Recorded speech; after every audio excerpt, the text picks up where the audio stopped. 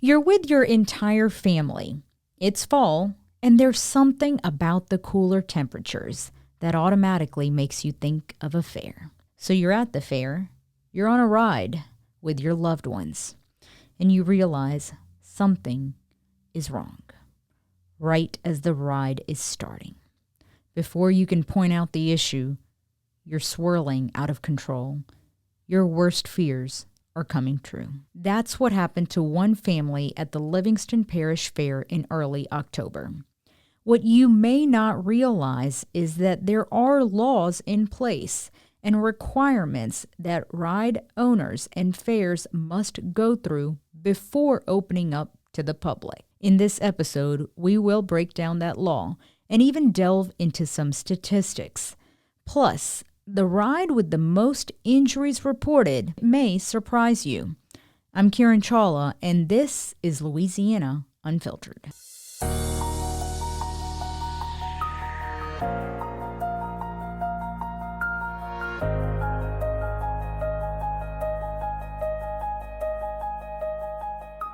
Welcome back, everyone, to this week's episode of Louisiana Unfiltered. This week, we are joined by a dear friend of mine, Jim Chapman, and a fellow podcaster. His podcasts are Local Leaders, and the latest podcast he has is Expose, the Scandalous Files of the Elite. Jim, thank you for joining us. Thank you for having me on, Miss Kiran. So Jim is from Livingston Parish. His podcast, Local Leaders, highlights a lot of people in Livingston Parish. And this week, since we are talking about Livingston Parish, I figured this was the perfect time to have Jim on.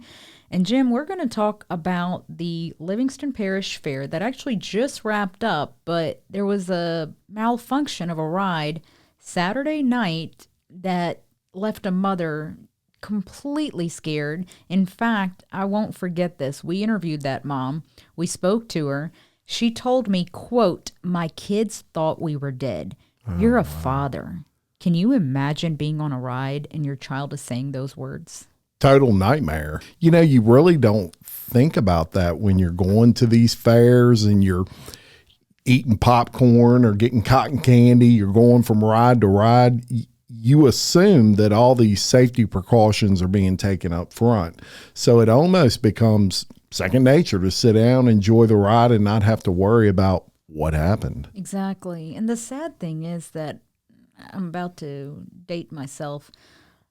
I remember a fair being so fun. Schools still let out for this. This is something people want to go to, but let's be honest, fairs have changed.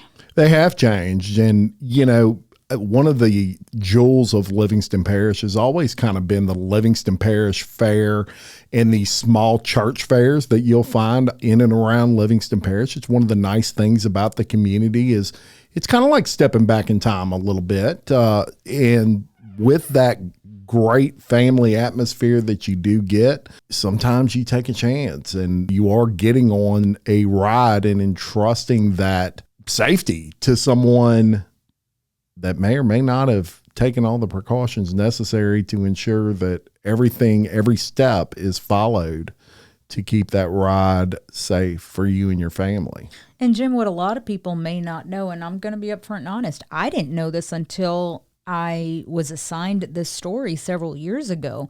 Every time a fair is set up, the rides have to be inspected. Yeah. The difference is there are changes now to the law.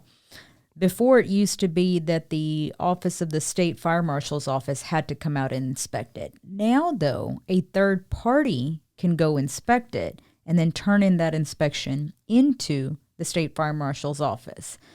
But that doesn't count for mechanical and operator errors. Right. And if you look at national statistics, mechanical and operator errors are almost exclusively. When you see issues happen, that's almost exclusively the cause. And of course, there's no way, if you're an inspector for the fire department and you go out and you make sure that this ride is mechanically right, it still doesn't cover for operator error. If an operator forgets to buckle somebody's seatbelt or pull on it, a lot of times when you're on rides, the attendant will walk around and pull on your seatbelt and make sure it's tight. In those cases, it's those inspectors can't account for that. Someone somewhere has to make sure they're doing their job. I personally did not realize, much like you, that the fire marshal was actually the person who handled that. Yep. That's interesting. It is. Yeah, and then they changed the law, and I'm curious as to why. I am too, and I don't know if we have that answer just yet, because so many laws change every time there is session. Yeah. News media can usually try to tell you some of the biggest ones or the ones that have the most impact, but the truth is there are so many laws that change, or one little amendment may change. And I think the same thing happened here that no one even realized that happened. In fact, I don't even know if a lot of people know that there's a law in place that says rides must be inspected. Yeah. And I guess it's much like when you get on an elevator and you'll see the little inspection certificate on an elevator. Well, I mean, do we know how often that has to be done? I would assume once a year or something like that, but I don't know. I mean, I'm getting on that elevator trusting that somebody's made sure the wire that pulls you up the elevator isn't, ate through or rusted or whatever. That's true. Well, so before we kind of, I guess, jump into it, maybe let's start with October the 12th. So this is a Saturday at the Livingston Parish Fair, and this is on the Tilt-A-Whirl. Jamie Medine, she's out there with her fiance, and they have 6 children together. They're out there enjoying their time. They get on the Tilt-A-Whirl, and I'm going to read this quote. I looked down and realized the cap was not on. The piece that holds the cart on was gone. I was like, I don't think we should try and spin it any faster than it already spins. And at this time, she's trying to pull her phone out, try to get the flashlight, and show her fiance that something's not right. Now, Jim, try to think about that. Number one, you're on the Tilt-A-Whirl. Yeah. So you're already going back and forth, and then you're trying to pull your camera out or your phone out, turn the flashlight on. As she's trying to do that, and again, I'm going to go back to reading this, by the time I got my phone out of my pocket and grabbed the bar, we were already coming off. Medine said that the entire cart was then violently disconnected, sending them spinning and out of control and crashing into the ride's metal barrier. Can you imagine? No, I cannot imagine. And that's absolutely horrific. Yes. And this is one of my favorite rides. I have to admit, which we don't go to a fair anymore, but when I used to go to a fair, I didn't care how long that ride was for a Tilt-A-Whirl. Yeah. I also have memories of my dad riding that ride with me. So it's also one of those that I wanted to wait in the line and take that ride just because it was a memory of my dad and I. Oh, I love that. I know, right? Yeah, very good. And, that ride is very jerky, I guess, for lack of a better word. And so an accident happening on a ride like that is even more concerning. Yes. Because I can, really be serious, as it was in this case. And this is kind of how you and I started. But the next thing she told me is that her kids said, my kids thought we were dead. Yeah.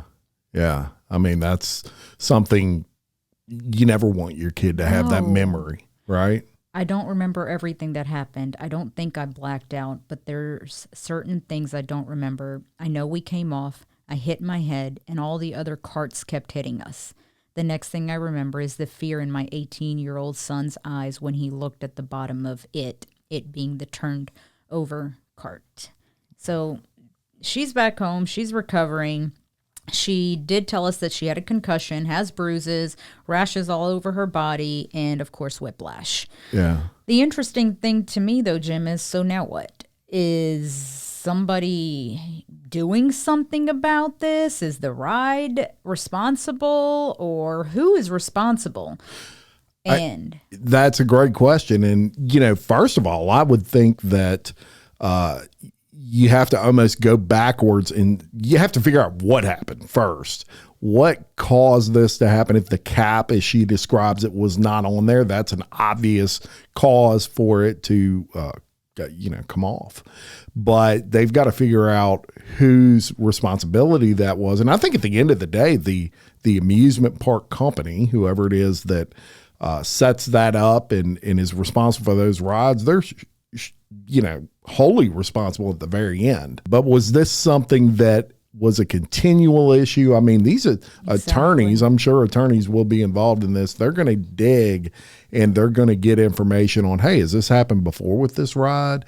Was it negligence on the part of the operator, or was this something they knew about and just didn't think it was going to be a problem? So there's going to be a lot of digging and investigation into that, but thank God nobody was hurt. Seriously. Hurt. Yeah. And she did tell us, like, when we asked that, so what's the response from the fair? She said that someone who identified themselves as a representative with the fair took down their information. And that she also contacted the owners of the ride, but as of right now, she has not heard anything back. So, and I read that. And, you did a great job of reporting it. And that was one of my biggest concerns. If that's me and I own that ride, there's no way I'm not communicating with that person. That's upsetting. Yep. I would be making myself available for any questions they have, making sure they're okay. What can we do for you? And really exchanging information with them. I certainly wouldn't be running from it. It almost appears like that's what they're doing. Yep. And I want to make it clear, we're not having this discussion today bashing all fairs. Right. The Greater Baton Rouge Fair starts up October 24th. That's next Thursday. It's been going on for, decades at this point. But the Livingston Parish Fair has also been going on for quite some time in this parish. Long time. So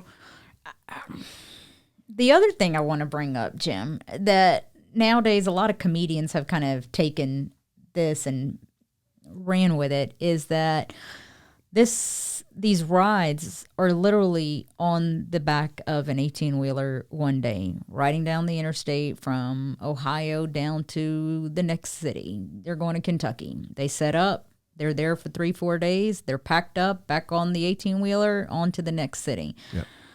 And when you think of it that way, there were a lot of people cracking that joke even on our story that I'm definitely not getting on something that was on the back of an 18-wheeler yesterday, and now it's set up as a ride. Yeah, it's absolutely, and the speed in which they set those up is mind-boggling. They have one in Denham Springs, the Immaculate Conception Church Fair, and it's rather large. It's a bigger fair here in Livingston Parish.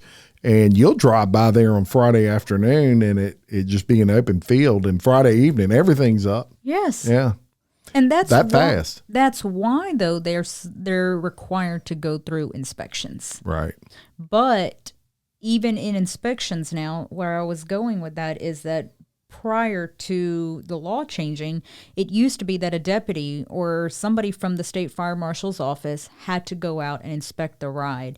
And not only that, there are several other requirements that the ride operators must turn over. Yes. Number one, that they have an insurance policy.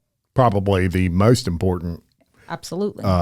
Aspect of that is to make sure that they are insured. Because look, these are fair rides, and it's you're going to have situations. No matter how many bases you cover, I'm sure there's going to be things that happen. And so certainly if someone's riding that ride, you want to make sure that they're insured in the event of an issue like what occurred here that we're talking about. But, they have a National Association of Amusement Ride Safety Officials, NAARSO is the name of that organization. And they provide training for these carnies, if you will, these people that go from town to town like you're speaking about. They provide a lot of training for them. They provide safety updates even for the rides. Believe it or not, rides have recalls just like cars do. Absolutely. And so if you have a Tilt-A-Whirl and it's a certain brand that was built in a certain year and they keep seeing a piston fly out of them, they're going to issue a recall on that Tilt-A-Whirl. Or this cap falling off. Yeah, or this cap falling off. And so this NAARSO, they regulate that. They not only license the people that operate these rides, but they also make them aware when these recalls are coming out. But when you look at the people, and I guess, again, I'm going back, the last time I probably went to an actual fair was probably 5-6 years ago. Yeah. But even then, when you go to a fair and you're waiting in line, usually used to be you hand over a ticket. The poor people who are working it, they look so miserable. No one's really actually going around and checking and making sure, hey, you put the bar on properly, you secured it, you buckled up. At least that's how I feel. Yeah. Yeah. Well, right. You know, a lot of them do seem like they're going through the motions. Yes. And look, they've done this 1,000 times, and it's probably monotonous to them after a while, but that's no excuse. No. You have someone's life in your hands. Absolutely. And especially with the popularity with children in carnival rides, to me, that takes on a whole new level of responsibility. Yeah. And so, yeah, you can't miss a step. No. If you pull on that gate, you need to pull on every single person's gate on that ride and make sure that it doesn't open up. And then, Daddy, if I'm riding with you, I'm going to pull on it too. Exactly. Exactly. Make sure. And I think a lot of the responsibility, unfortunately, now has to fall to a parent. That if you're on the ride with your child, you do that part. Yeah. You make sure if it's the swing that goes in the air and twirls, make sure it's not going to come up. Whatever you need to do, if it's the Tilt-A-Whirl, make sure the cap, in this case, oddly, she knew it. Yeah. But the ride was already started. Yeah. And by the time she realized, so in her case, she was semi-prepared for this to come. Yeah. Can you imagine if she had no idea this is about to happen? No. I mean, even being prepared for it, it's absolutely a nightmare. And thank God they're alive. Like you said, that yes, nothing serious, no broken bones, nothing like that, but the whiplash and not to mention the PTSD. Right. They'll probably never want to go to a fair again. Oh, no. And that ride in particular is not one you want to see that happen. I mean, it is so, jerky, and it goes around and it goes out and then it just stops. And in her case, it stopped and just kept going. Well, and then this actually triggered a power outage at the fair. So after we put out this report on Monday night, we actually had a lady who sent us a video, and her son were stuck on the Ferris wheel when the power went out. She sent a video, and it was odd because obviously some of these rides, I'm assuming, are connected towards each other. Sure. So she sends a video when you can see it's an aerial view of the fair, and there's just a section that's in all black. Can you imagine being on top of a Ferris wheel, stuck in the ride, and the power's gone out? No. Your child's with you, right next to you, and what are you supposed to do as a parent? You just comfort them and act like it's normal is what I would do. Well, they always do that. Oh, yeah. They like to turn the lights out. Well, you're freaking out yourself as a parent, huh? Like, what in the heck is happening right now? And let me tell you, Kiran, I actually had an experience that I'll share with the listeners out there and you. And because it's not just limited to these things happening at small venues like a fair. I was in Disney World, y'all. And I was on Big Thunder Mountain Railroad, which is a roller coaster I'm sure most of y'all are familiar with. And it was me and my son. And my son was younger, and we're going through, and all of a sudden it stops. In the middle of like going down, it stops.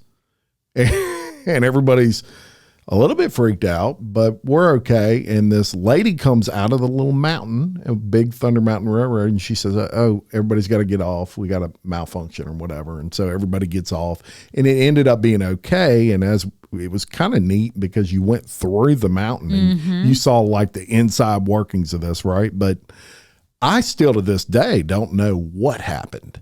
How dangerous was that? What was going on? They had to stop the ride in the middle of it. I'll never know the answer to that question, but it could have been pretty serious. Now, Disney obviously has the money that Disney has, and so they probably averted something 20 steps before it happened. But my point to that is, even with your largest companies like a Disney, these things can happen.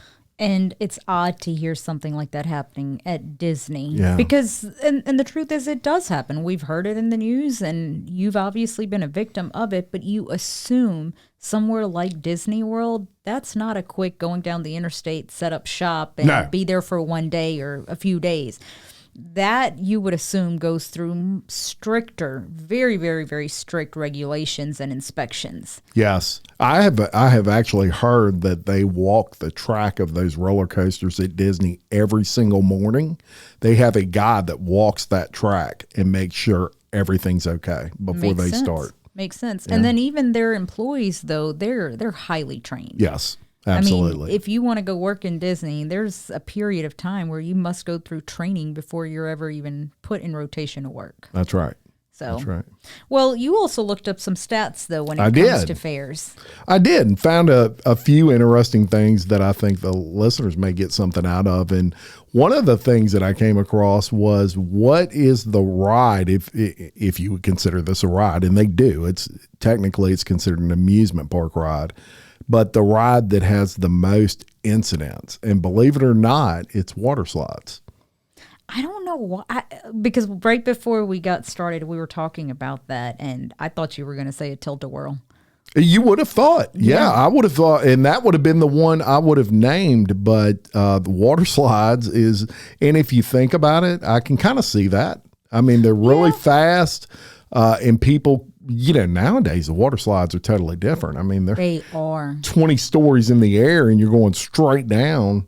The last time I did a water slide, I guess, again, I thought they were from the same way they were when I was in high school. The last water slide I did, I was like, oh, I got this. Go in. And I remember, I was not on the slide because that's how big of a drop it was, that I remember being in the air and then falling back onto the slide. And I was like, yep, won't be doing that again. So, and you can hit it hard too when you come back down. Yep. So there's no doubt about it. But that is the most dangerous, or not the most dangerous, but reported the most accidents, which really surprised me. I also found it really interesting to note that last year, approximately 30,000 injuries were reported at amusement parks throughout the United States. Amusement parks or fairs also?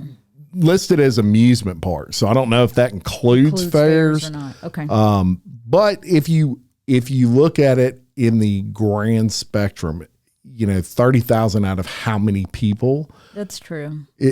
I don't know what the percentage would be, but it seems like it'd be pretty low, being only 30,000. But hey, one's too much, right? You don't want anybody to be injured. And as you would expect, roller coasters were contributed to around 10% of those injuries. I would have thought roller coasters would have been much higher. Yeah, only 10%. So you know why I think that is? I think they scrutinize roller coasters more than other rides. Absolutely. You're not going to check that like you do the what's the one with the horse and you sit on it and it goes up and down? The merry-go-round. Yes. They're not going to check the merry-go-round. I mean, what's the worst that can happen on the merry-go-round? But a roller coaster, they're really going to scrutinize. So maybe that is the answer, is they need to scrutinize everything more, like it's a roller coaster. Yeah. Children obviously represent about 50% of these ride-related injuries. That's no surprise. Which makes sense. It makes sense to me. The two most common reasons for accidents in theme parks are mechanical or operator errors. Yep. Again, no surprise. And so those are just some fun little facts of amusement park injury statistics. And the whole 50% of the injuries are kids. I remember being a child, and be it on the Tilt-A-Whirl, or I don't know the name of the one I'm talking about. It's literally you sit in a swing and you close from the top and it goes up and just goes in the air. I think it's called the swings. Okay, that. I used to love that, but I remember also as a child when they would go around and make sure, hey, the bar is completely closed, it would take an additional 2-3 minutes because the guy has to go around to each swing where a person is sitting. But I remember as a kid saying, oh my God, let's go, hurry up, let's go. But because you're so ready. Well, as a child, you don't know what's happening. You're ready. You're thinking, hey, I locked in. I heard it lock. I'm good. But as you grow older and become an actual adult, you learn that there are mechanical problems. There are maybe the child pulled it down, but it never locked. Yeah. And they've had situations where on, roller coasters and things like that, the bars that come down over you, I've heard of situations where people have almost slipped out of that. If you're too tiny. Yeah. Yeah. Scary. These local fairs like what we had here in Livingston Parish, you almost never hear of incidents like this. They're not common by any means. But wow, how scary that must have been for that lady and her family. And I'm so glad that they're all okay. Yes, shaken up, hurt, sure. But overall they were able to walk away, and most importantly, they were able to walk away alive. That's right. We've covered fatal crashes. We've covered fatal incidents, should I say, at fairs. Yeah. We've even seen them nationally happen. Yeah. And then that power outage, that could have been worse too. And like this mother and son who were stuck on the Ferris wheel, I believe it was just this accident with the Tilt-A-Whirl that triggered that power outage. Yeah. After that, everything was fixed, taken care of, and the mother and son came back down. So everything seemed to be just fine afterwards, but a scary moment for this family for sure. 100%. 100%. Glad they're okay. Absolutely. Well, Jim, let's pick back up on the law. There is a law in place when it comes to Louisiana and rides. That's right. And, the fire marshal, of course, will inspect these rides, and they're qualified to do that. They can delegate that responsibility to a third party if there's a reason for that. And in those cases, that third party has to be certified and qualified to inspect carnival rides. Exactly. And I even remember when I reported on this, and we did a deep dive into carnival rides and fair rides, and those deputies at the state fire marshal's office, they're actually trained specifically on how to inspect. Yeah. I can't just show up and say, hey, I'm here to inspect the ride. Well, how do I know? Prime example, the Tilt-A-Whirl. Maybe I don't know I'm supposed to be looking for a cap. Yeah. That's right. Yeah. So you have to be certified, and you have to actually know what to look for to make sure a ride passes the test. Absolutely. And not only that, as a carnival owner, if you're coming to a town such as Livingston Parish, you have to give notice to the fire marshal 5 days prior at least to your arrival for setup, so that they can have time to schedule a third party or themselves to go out there and inspect those rides. Now, something I found interesting was the fines involved. Let's say you don't do that. You own the carnival and you don't give them any notice. You go out there and you just set up. You don't let anyone know. $50 per ride or attraction for the first offense. So if you have 10 rides out there and you didn't call them ahead of time, it's $50 per ride. So it's $500. Okay. $250 per ride for each additional offense after 3. Now, that surprises me, because if you ain't called me 3 times. Wouldn't you learn your lesson after the first? You're not allowed to do it anymore. Seriously. That would be my thought process. But the law is written, it goes from 50 to 75 to 200 to 250. So we just keep on giving you chance after chance after chance. I would think maybe there's an amendment that needs to be made there, that after 3 times that you haven't called, really it should be after 1. If you don't call and report that you're coming to set up, then you're banned. That's the way I would think that law would read. I was surprised that $50 doesn't seem like a whole lot. $500 for your first offense. They know they're supposed to call before absolutely. So that was a little bit surprising to me. Well, let's go through the list of all the requirements that you do have to do. What we started talking about, you have to prove you have an insurance policy, and I believe the policy needs to be at least to $1 million. Yeah, I would.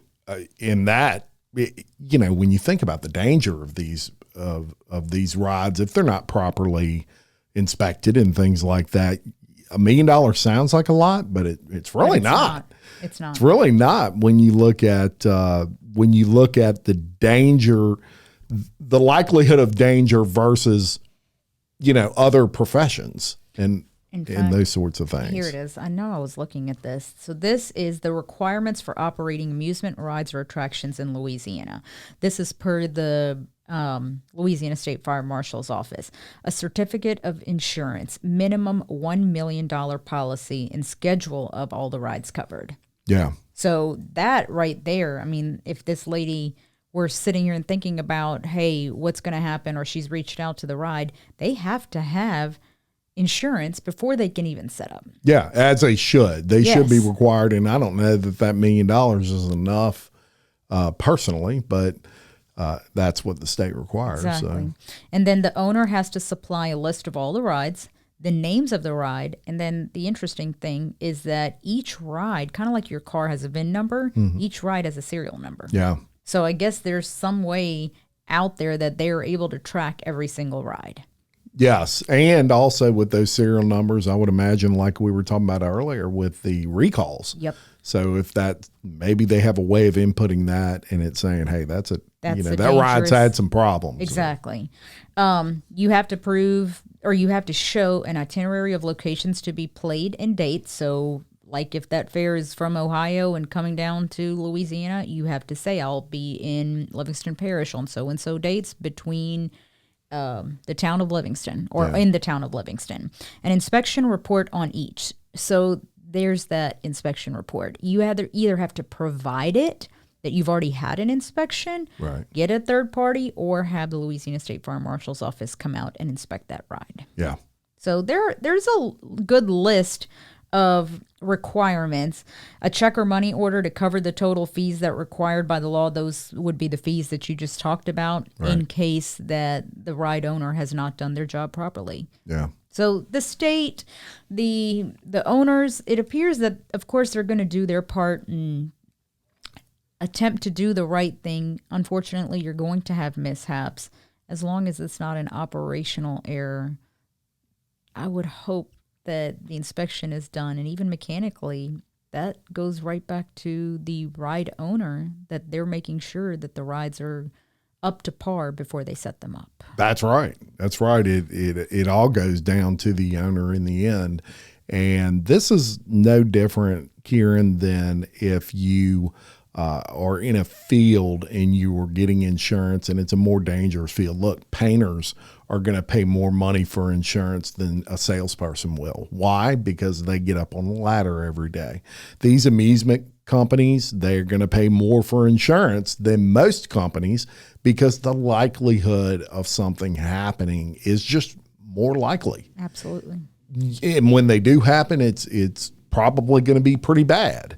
And so the insurance companies know that, and you're a higher risk, and so you're going to have to pay more. But these are the laws, and obviously if they were following the rules and they were set up in Livingston Parish at the Livingston Parish Fairgrounds, they have insurance. Absolutely. And that's what that's for.